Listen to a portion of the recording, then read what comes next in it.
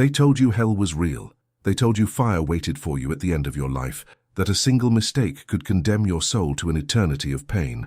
They said the ground beneath your feet could open at any moment, swallowing you into a realm of endless torment, screams, and despair. But what if that entire image, the blazing pits, the screaming demons, the eternal punishment, was never real at all? What if hell, as billions of people imagine it today, was never part of the original faith at all, but a carefully constructed idea, a weapon, designed to control human behavior, to manipulate fear, and to keep entire civilizations obedient under the power of those who claim to speak for God? The truth about hell is darker, older, and more shocking than anyone ever dared to tell you, because long before the church spoke of flames and devils, ancient cultures already knew that fear was the most powerful leash ever placed around the human mind. And when the early church realized that heaven alone was not enough to keep believers in line, they reached for something else, something that could burn deeper than fire. The threat of eternal punishment became the greatest psychological invention in human history, and the men who wielded it changed the course of civilization itself. The idea of hell as an underground realm of eternal fire does not come from Jesus, nor from the earliest Hebrew scriptures. It is nowhere in the words of the prophets nor in the moral law of the ancient Israelites. The original Hebrew texts used the word Sheol, not a place of torture, but a shadowy resting place of the dead, where both the righteous and the wicked went after death. It was not punishment, it was not fire, it was silence, a place of waiting. The Greeks had Hades, the Persians had their underworlds, and from them came the first seeds of duality, heaven for the good, torment for the evil. When the church rose in Rome, this ancient dualism was transformed into a doctrine of control. The flames of hell were borrowed from pagan mythologies, from Zoroastrian visions of purification by fire, from Egyptian texts describing the lake of fire where souls were judged, from Greek tragedies that turned divine justice into eternal horror. The church took these fragments, stitched them together, and called it divine revelation. But the earliest Christians, those who actually walked the dusty roads of Galilee, who heard the voice of Jesus with their own ears, they never spoke of such a place. The teachings of Christ were about love, forgiveness, restoration, and redemption, not eternal revenge. When Jesus spoke of Gehenna, he was referring to a real valley outside Jerusalem, a place once used for child sacrifice, and later a garbage dump where fires burned day and night. It was a symbol, not a prophecy of cosmic torture, but symbols can be twisted, and in the centuries that followed, the symbol became a doctrine, the doctrine became a threat, and the threat became the foundation of religious authority. By the 4th century, as the Roman Empire embraced Christianity, political leaders understood the usefulness of fear. People could question a law, a ruler, even a king, but who could question eternal damnation? If you control what people believe happens after death, you control their every action in life. The church fathers like Augustine and Tertullian began to formalize hell not as metaphor, but as dogma, describing flames that never die, punishments that never end, and sinners who scream for mercy that never comes. This was not revelation. It was propaganda wrapped in theology. The more vivid the threat, the stronger the obedience. And soon, hell became the cornerstone of control. Priests preached it from the pulpits, monks painted it in manuscripts, artists carved it into cathedral walls, and poets made it echo through every heart.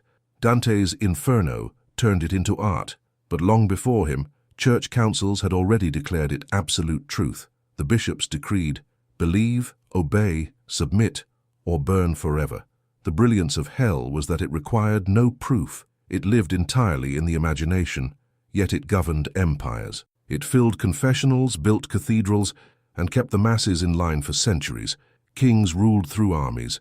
The church ruled through fear, and that fear was called hell. The greatest lie about hell is not only that it exists, but that it was ever divine. It was human, born of ambition, molded by politics, and fueled by control. When the church realized it could not govern hearts by love alone, it reached for something stronger. It turned the afterlife into a prison system, with heaven as reward and hell as punishment, a celestial bureaucracy to maintain order. But the true God, if he is love, could never create eternal torture for his children. The contradiction is so massive that it collapses under its own logic. How can infinite love coexist with infinite torment? How can mercy produce endless suffering? Yet millions repeated the lie because they were told that doubt itself was dangerous, that questioning was sin. The lie of hell thrived because it silenced curiosity. The church always knew that fear keeps people loyal longer than hope. A man driven by hope may one day stop believing, but a man terrified of punishment will obey forever. That is the secret that turned hell into the most profitable illusion in history. From indulgences sold to save souls from flames, to wars fought against heretics, to inquisitions and crusades, the idea of hell financed the church's power. It justified torture, execution, and silence. It was the perfect system. Fear in life, profit in death. The earliest councils debated it not as truth, but as strategy. And though many voices in the early centuries resisted, Origen, Clement, even some early mystics who taught that all souls would eventually return to God, they were silenced, branded heretics, erased from the sacred books. Their writings were burned, their ideas buried, because they threatened the very foundation of fear. The church could not afford mercy. It needed control. So it built its empire on the greatest contradiction of all, a God of love who would torture his creation forever. It is not theology, it is psychological warfare, and it worked. For nearly 2,000 years, humanity was trained to tremble at the thought of hell.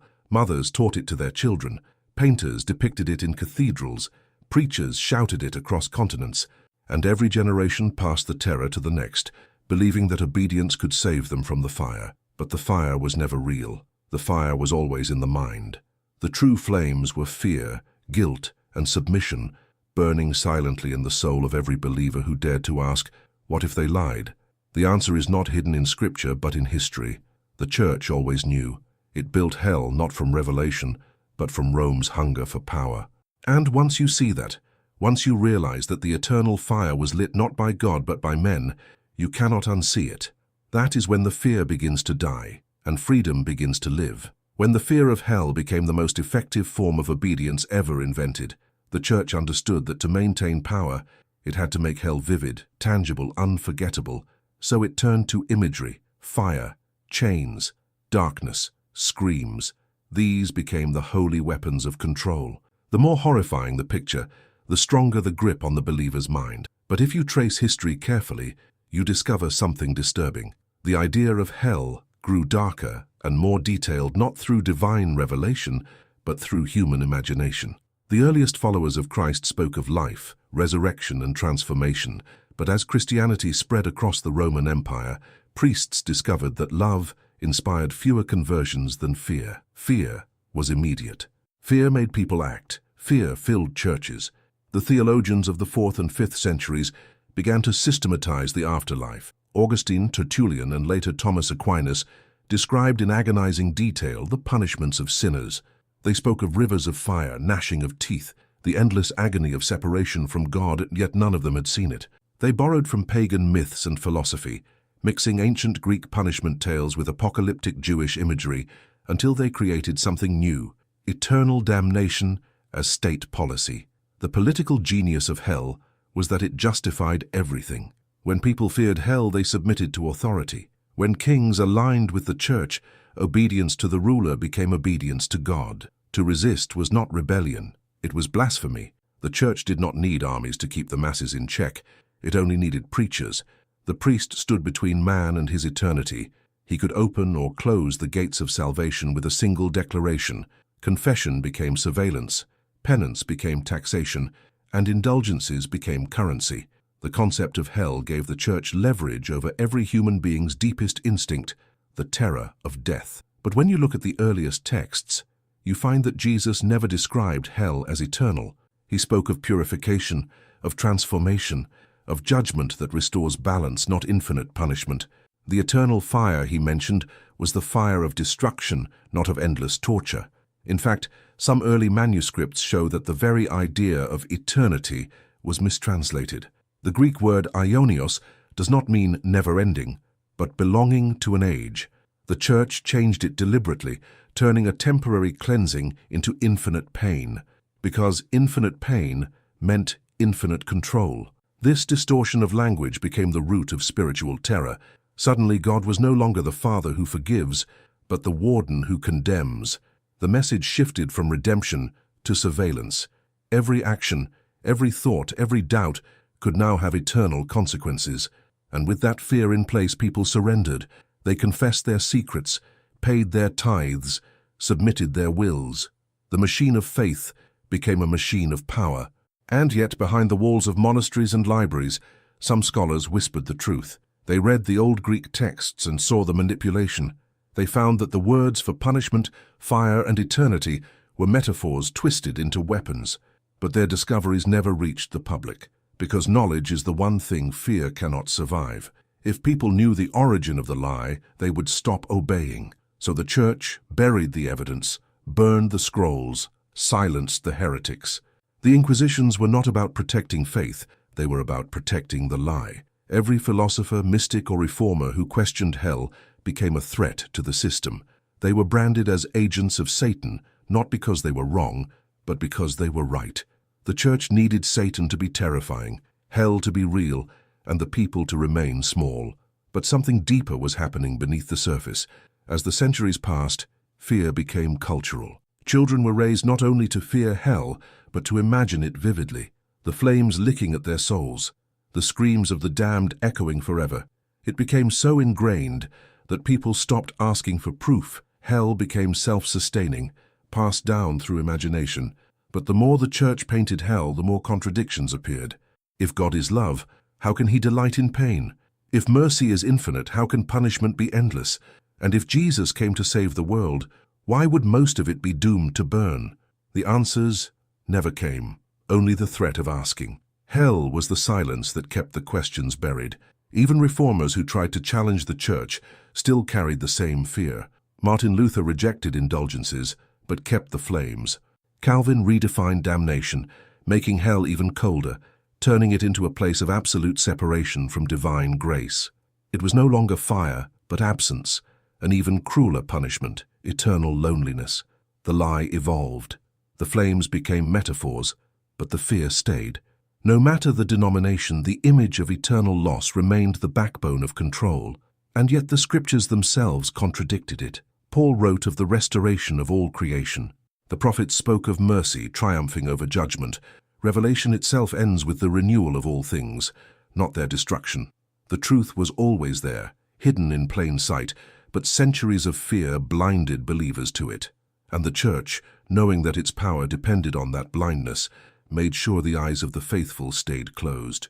It is not coincidence that every empire built on religion has used hell to justify hierarchy. Fear of eternal punishment created compliance, and compliance created stability.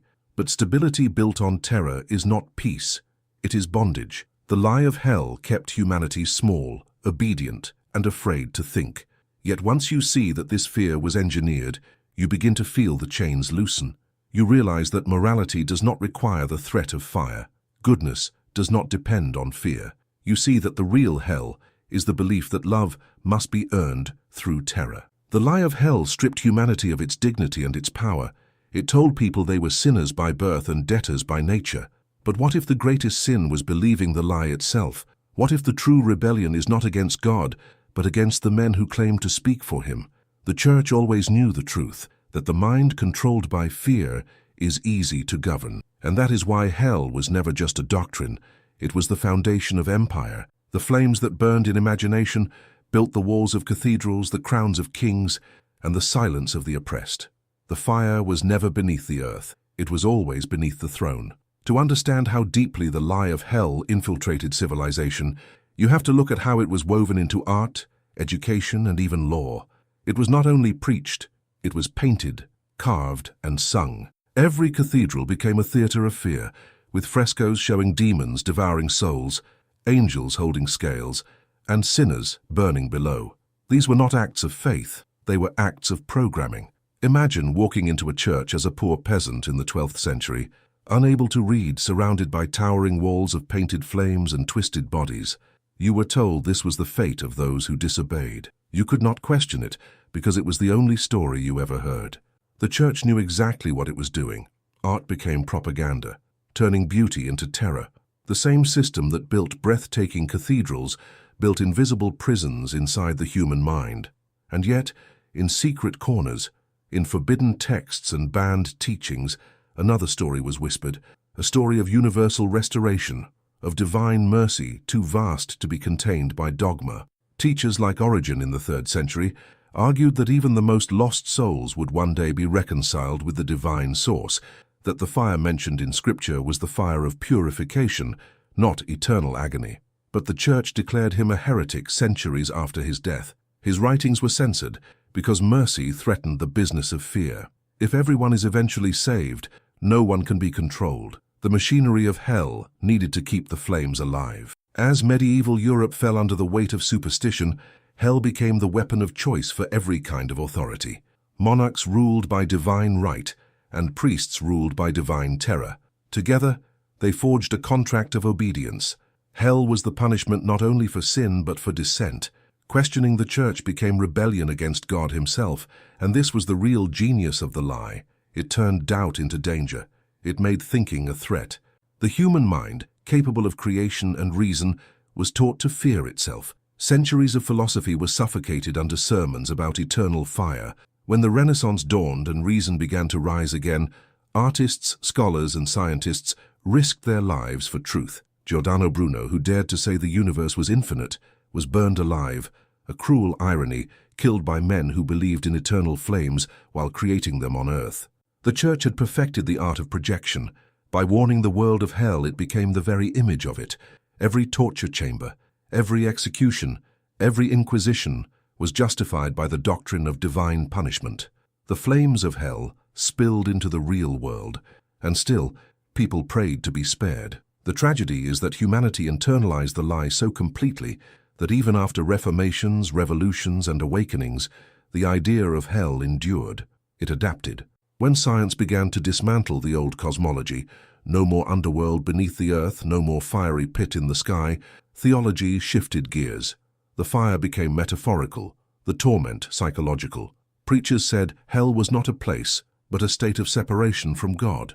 But this was only the same lie dressed in gentler language. The emotional manipulation remained.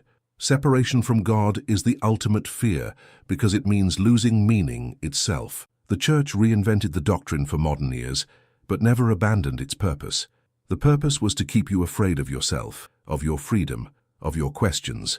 The greatest threat to any institution built on fear is the awakening of conscience. If people realize that they do not need fear to live morally, the entire structure collapses. That is why every generation sees new defenders of the doctrine. Every time knowledge advances, fear finds a new disguise. In the age of science, preachers turn to psychology, saying hell is the torment of guilt and alienation. In the age of technology, they say it is the consequence of moral decay, the chaos of a godless world. The labels change, but the strategy does not. It is still fear used to enforce obedience, and yet something is shifting. Across the world, millions are beginning to see the cracks in the ancient story. They read the old texts and discover that hell, as a doctrine of eternal torture, appears nowhere in the earliest scriptures. They learn that for the first 5 centuries of Christianity, many teachers believed in universal reconciliation, not eternal punishment. They see that the Hebrew prophets never described endless flames, that the concept of everlasting torment was imported from Persian and Greek myths centuries before the New Testament was written. When that realization dawns, it hits like lightning. The fear was man-made. It was never divine. And if the fear was man-made, then the freedom it suppressed is still within reach. But freedom requires courage, and courage requires truth. The Church always feared truth because truth dissolves fear. That is why so many of the great reformers, mystics, and thinkers were persecuted, not because they hated God, but because they loved truth more than control. The deeper tragedy is how the doctrine of hell damaged the human soul. It split humanity from itself. It taught people to hate their own nature, to see their desires as demonic, their bodies as cursed, their minds as dangerous. It made people believe that suffering was holy, that guilt was sacred, that joy was suspicious. Entire generations were born with the idea that to be human was to deserve punishment. That belief shaped art, politics, sexuality, and law for over 1,000 years. The shadow of hell still hangs over modern society in ways few recognize. It is in the guilt that keeps people silent, in the shame that stifles love, in the fear that silences dissent. Even secular institutions inherited the structure. punishment, surveillance, and authority justified by invisible threats. Hell became the blueprint for social control, replicated by every empire that followed. But when you see it clearly, when you strip away the mythology and face the psychological truth, you realize that the entire edifice of hell is built on one emotion: fear of abandonment. Humanity's oldest wound is the fear of being unloved, cast out, rejected by the source of life. The church took that wound and turned it into theology. It told people that unless they obeyed, they would be cast out forever. But that wound can heal, and when it does, the lie loses its power. The greatest revolution is not political or religious. It is psychological. It is the awakening from fear.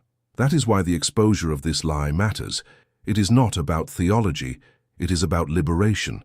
Because if hell was invented, then love is not conditional. If fear was manufactured, then faith can be free.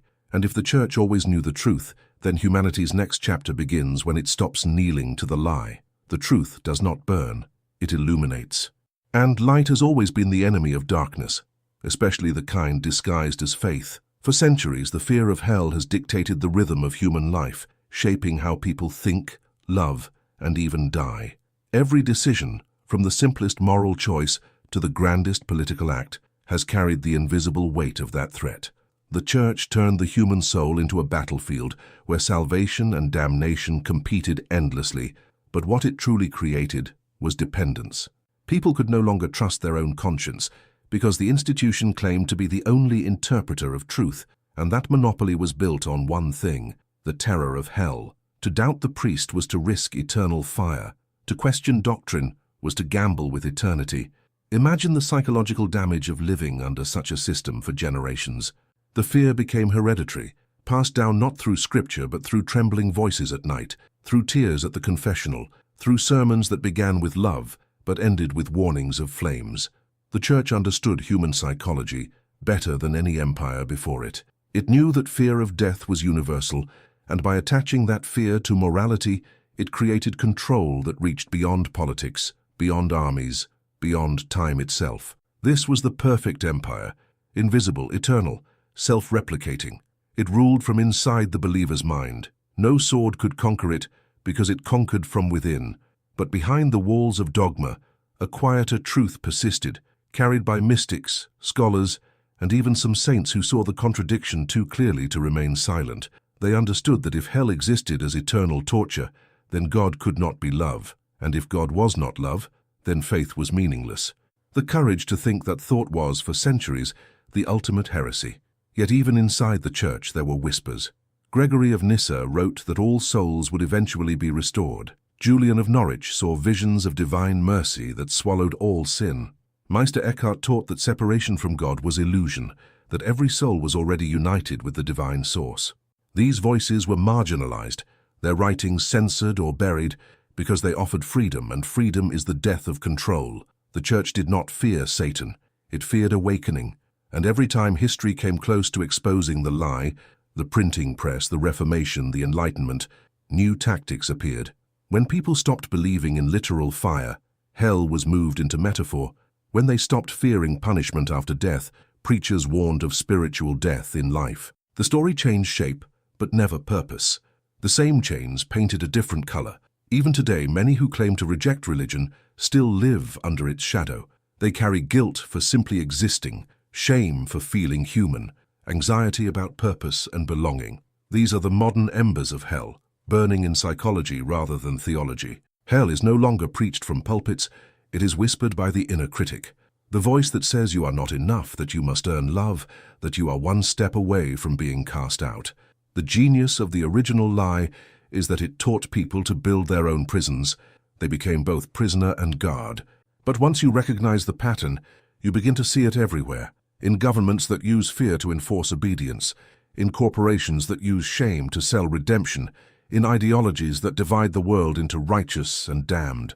The structure of hell became the template for all systems of control. And if you want to find the fingerprints of that design, look at the medieval world where it began. The church ruled not by force, but by imagination. It turned invisible threats into unbreakable laws.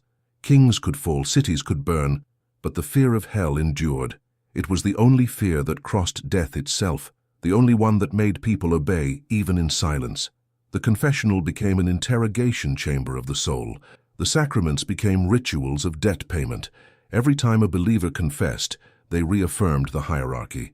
They said, "I am guilty, you are pure." But what if the entire idea of guilt was engineered to keep humanity on its knees? What if the only thing separating man from God was the belief that they were separate? The lie of hell depends on the illusion of distance, the idea that divinity is elsewhere, unreachable, hidden behind the approval of institutions. But if the divine is within, if God and consciousness are one, then hell cannot exist anywhere except in the mind. That is the ultimate revelation, and the Church knew it. That is why mystics were silenced, why heretics were burned, why libraries were destroyed. Because if people realized that the kingdom of heaven and the pit of hell were both states of consciousness, they would no longer need priests or intermediaries. They would no longer fear death because they would understand that what dies is only illusion. The doctrine of hell was not created to save souls. It was created to preserve power. It was theology turned into architecture, an invisible wall that divided humanity into saved and damned, obedient and condemned. But the moment you see the wall, it begins to crumble. Truth has that effect. It dissolves illusion. That is why throughout history, every period of enlightenment has been followed by backlash. The system of fear always fights to survive. In the modern world, hell hides behind new names: moral panic, cancel culture, eternal judgment by society instead of God. The stage changed, but the script remains. Fear keeps humanity in chains. Yet even now, as more people awaken to the origins of this manipulation, the institution refuses to let go. It cannot, because if the doctrine of hell collapses, so does the entire business model of salvation. If no one is eternally damned, then no one needs to be saved by authority. And without authority, power dissolves. That is the real reason the Church always defended hell so fiercely. It was never about faith, it was about survival. The irony is that the fear of hell has created more hell on earth than any devil ever could. Wars, inquisitions, persecutions, crusades, all justified by the belief that punishment is holy, the belief that cruelty is divine. But if you step outside the lie, even for a moment, and look at the history of suffering caused by those who claim to speak for God, you will see the truth staring back. Hell was never beneath your feet. It was built by human hands. It lives in systems of oppression, in the silence of conformity and the guilt that kills curiosity. The fire burns wherever fear rules. But just as the lie was crafted, it can be undone. Once truth enters the heart, fear cannot stay. That is why this revelation is not blasphemy. It is liberation. It does not destroy faith, it purifies it. Because true faith does not require fear. True faith is born from love. And love, by its very nature, cannot coexist with eternal punishment. The Church always knew that, and the day humanity fully realizes it, the empire of fear will finally fall. And now we arrive at the heart of the greatest deception ever crafted, the moment where all illusions collapse and the truth stands naked before history. For nearly 2,000 years, the concept of hell has been used as a spiritual leash, a weapon so effective that it outlived empires, crossed continents, and infected every branch of belief that touched it. But once you strip away the smoke and ceremony, you discover that hell was never divine revelation. It was deliberate engineering. Every empire, every priesthood, every government that followed the Church's model understood that fear of punishment keeps people obedient long after the whip is gone.